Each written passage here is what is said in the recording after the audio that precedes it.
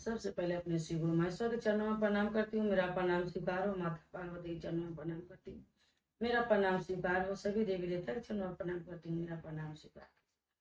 आइए आप लोग का बीच में गुरु भैया गुरु बहना एक शिष्या और गुरु का भजन रखने जा रहे हैं आप लोग के बीच में।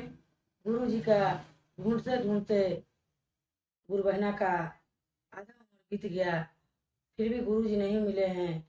तो आइए सुनते हैं भजन में। देखिए कैसे गुरु जी मिलते हैं, कहाँ मिलते हैं। ये भजन के माध्यम से आप लोग के बीच में हम रखने जा रहे हैं। पूरा वीडियो सुनिएगा तो पूरा वीडियो सुनने के बाद ज्ञान मिलता है। आधा अधूरा सुनने से गुरु जी का अपमान होता है।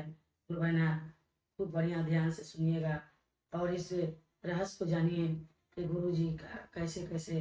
देखिए शिष्या बहन को गुरु जी मिले हैं। गुरु गुरु राटत राटत भीताले उमरिया मोरा अखिया रे, तइयो न शिव गुरु मिलल मोरा अखिया रे, तइयो न शिव गुरु मिलल। गुरु गुरु राटत राटत भीतल उमरिया मोरा अखिया रे, तइयो न मिलल शिव गुरु मोरा अखिया रे, तइयो न मिलल शिव गुरु। खो जाता हम गैली बाबा धमा मोरा अखिया रे, उहाँ न मिलल शिव गुरु मोरा अखिया रे, बाबा धाम में न मिलल शिव गुरु मोरा अखिया रे, उहाँ न मिलल शिव गुरु।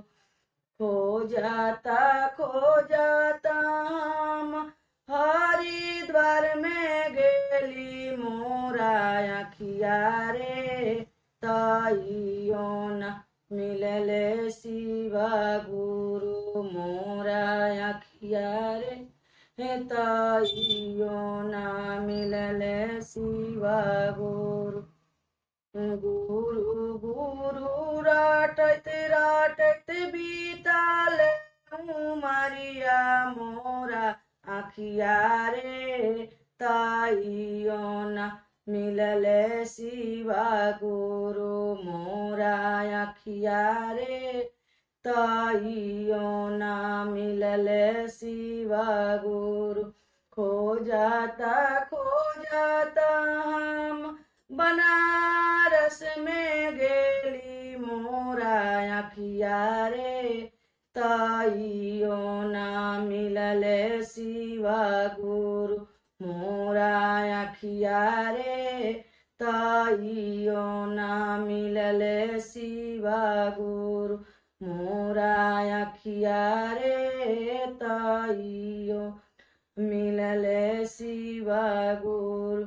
गुरु गुरु राटत राटत बीतले उमरिया मोरा अखिया रे, तइयो न मिलल शिव गुरु मोरा अखिया रे, तइयो न मिलल शिव गुरु। खो जाता हम बालकनाथ में गेली मोरा अखिया रे, तइयो न मिलल शिव गुरु मोरा अखिया रे, तइयो न मिलल शिव गुरु मोरा अखिया रे, तइयो न मिलल शिव गुरु। गुरु गुरु राटत राटत बाला मोरा पकले मोरा अखिया रे, तइयो न मिलल शिव गुरु मोरा अखिया रे, ताइयो ना मिलले शिवा गुरु। खो जाता हम महादेवा नगर में आईली मोरा अखिया रे। ताइयो ना मिलले शिवा गुरु मोरा अखिया रे। ताइयो ना मिलले शिवा गुरु। गुरु गुरु राटत राटत आखिया तरस रे मोरा अखिया रे। ताइयो ना मिलले शिवा गुरु मोरा अखिया रे। ताइयो ना मिलले शिवा गुरु। खो जाता हम शिव चारा में गेली मोरा अखिया रे।